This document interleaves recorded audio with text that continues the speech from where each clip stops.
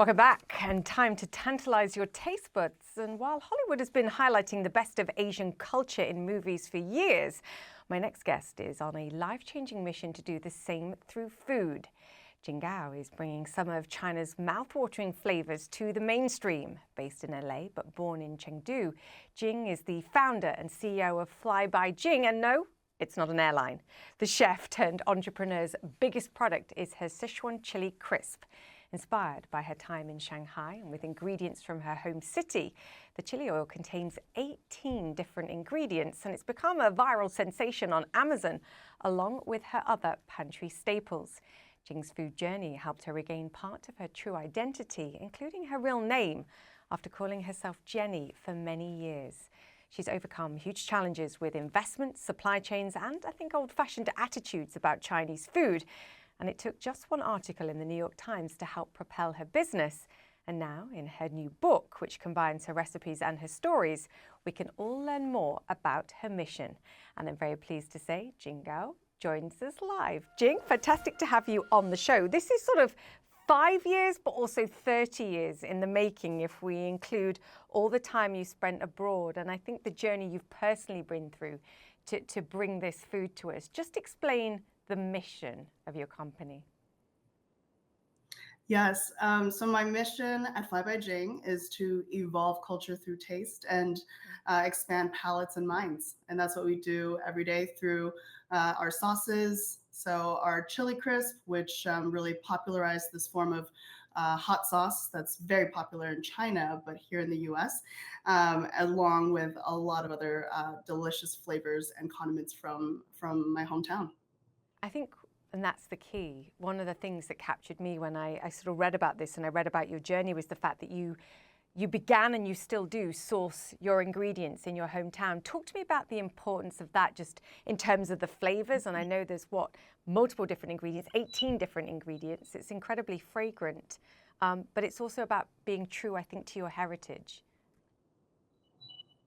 Yes, so the ingredients are integral to the flavors, and all of our ingredients are sourced from Sichuan and in the countrysides outside of Sichuan. And there's so many different grades of chilies, different quality grades, and we use the highest quality that have literally never been exported outside of China before.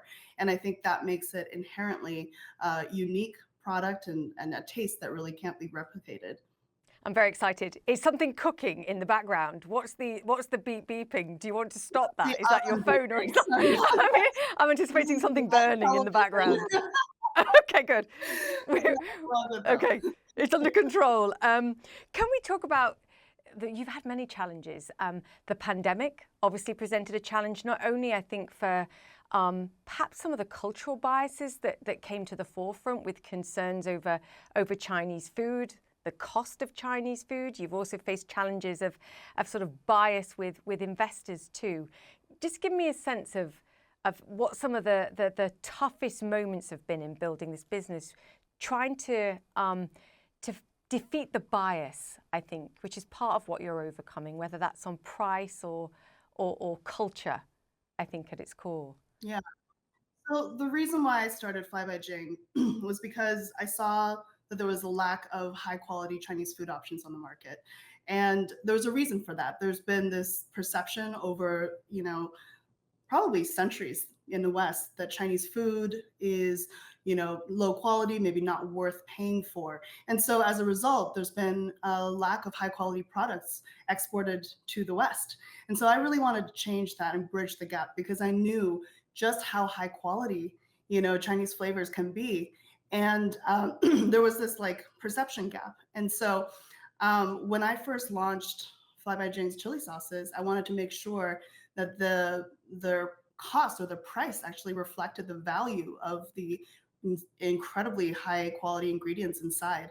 But as you can expect, that was met with a lot of resistance, right? People were critical of why Chinese food can be expensive, and if it differed from what their experience of Chinese food has been, which generally is a pretty narrow set of experiences as well, because China is as big as a continent, right? With 5,000 years of culinary heritage, there's no way that you could fully understand the breadth and depth of the complexity of it. And so there was a lot of resistance at first, but I think once people tasted the product, once they really saw just how personal the flavors were to me, and that it doesn't need to fit into their own experience of what Chinese food is. And once that acceptance became more widespread, I think we really paved the way for a new generation of, you know, identity and mission driven founders like ourselves to bring flavors from their culture to the market. Yeah, I think one of the things, and you explained it to me when we spoke before this interview, and you said people are willing to pay hundreds of dollars for French food, but then when they go to a Chinese restaurant, it's almost the cheaper the better in many respects, because that gives it some level of authenticity. And that's one of the sort of battles that you've had to overcome, particularly with investors, perhaps less so with consumers. Once you got the sort of PR and people were started tasting the product and were using it on all sorts of things. I've used it on salad. I've seen people use it on ice cream, for example, which is an interesting one too. Jing, very quickly, how much does it cost? How much does a jar of the crisp cost? Because one of the things that I have had consumers say to me is, look, but you could go to a Chinese supermarket and get one that's much cheaper. What is the difference with your product, and what do consumers need to understand? What are they paying for?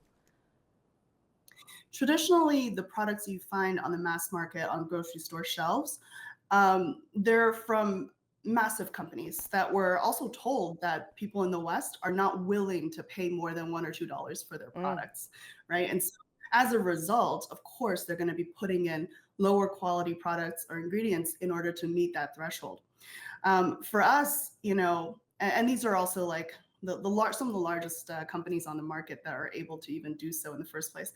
For us, I started this company out of my living room through a Kickstarter. It was completely bootstrapped. No investors would take a chance on us, and I didn't even know where to start, right? So the scale of that is completely different, right? We've had a lot of tremendous success of people who, sorry about that, but people who have really embraced our product and our brand. However, it's really been a very slow uphill climb, I would say, to overcome these perceptions that Chinese food necessarily needs to be cheap.